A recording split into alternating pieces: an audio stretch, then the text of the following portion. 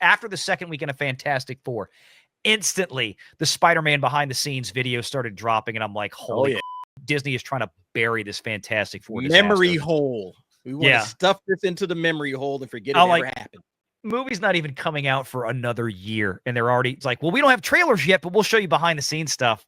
And we've been getting all the Doomsday leaks. We've been hearing all about Doomsday, all about Spider-Man. It's like, isn't there a movie in theaters right now you could be talking about?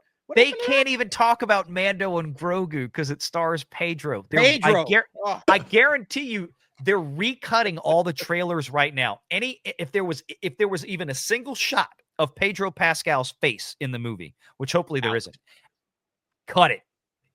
Cut it. Now, don't even put his name up there. I mean, do what they did to Alan Tudyk in iRobot. You saw that story? Oh yeah. About the whole thing with Will Smith. He's like, I tested more popular than Will Smith, so they cut my name out. It's like, Pedro. Do that to Pedro and Mando and Grogu.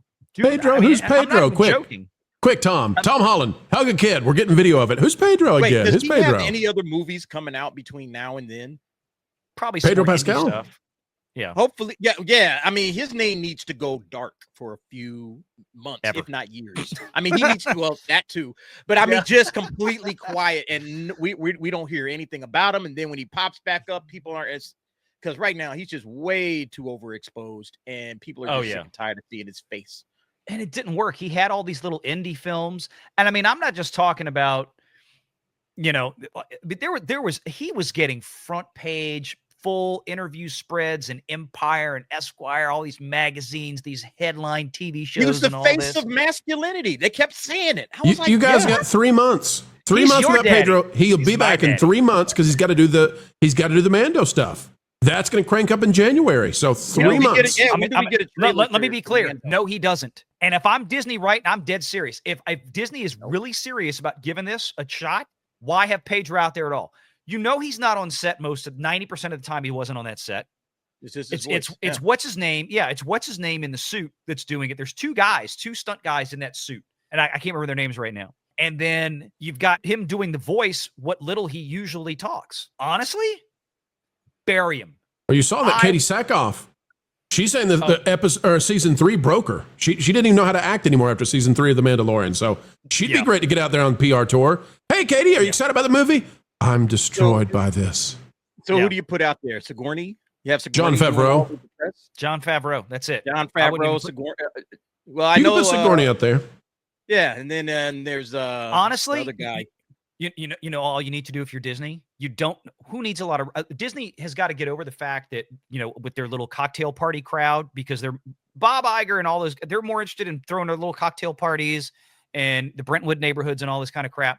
All they need to do to promote, the best thing they need to do promote, just show scenes in a trailer of gunfights, space battles, and then have Favreau walk out on the red carpet with whatever he needs with a little Grogu.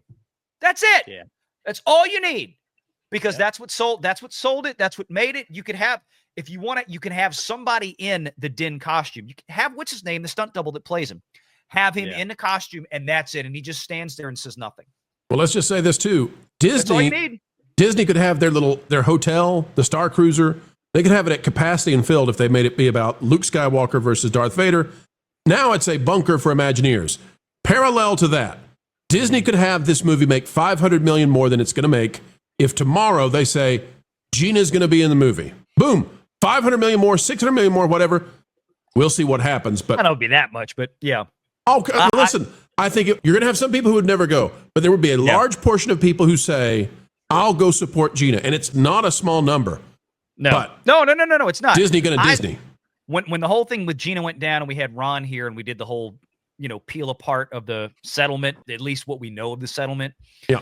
The way it's worded and the timing of everything, they could easily slip her in there right now because they're still working on principal photography and stuff like this. They could go back. Maybe they already did. They might have done it a month ago and nobody knew. And that's why the settlement and all this was publicly released recently, was filed in court, but they agreed to it months ago.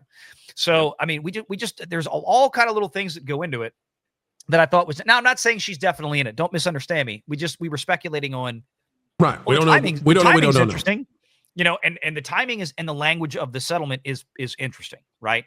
And part of this would be, she can't say anything, they can't say anything, nobody's going to say anything. It would be great because I guarantee you, if it wasn't Favreau himself, there was a bean counter over there at Disney crunching numbers. You know, if we had Gina show up even for 5 minutes in this movie, we'd estimate another $50 to $100 million in box office. Is reasonable. Make sure you're subscribed to Valiant Renegade and join us every Sunday at 6 p.m. Eastern for the live show.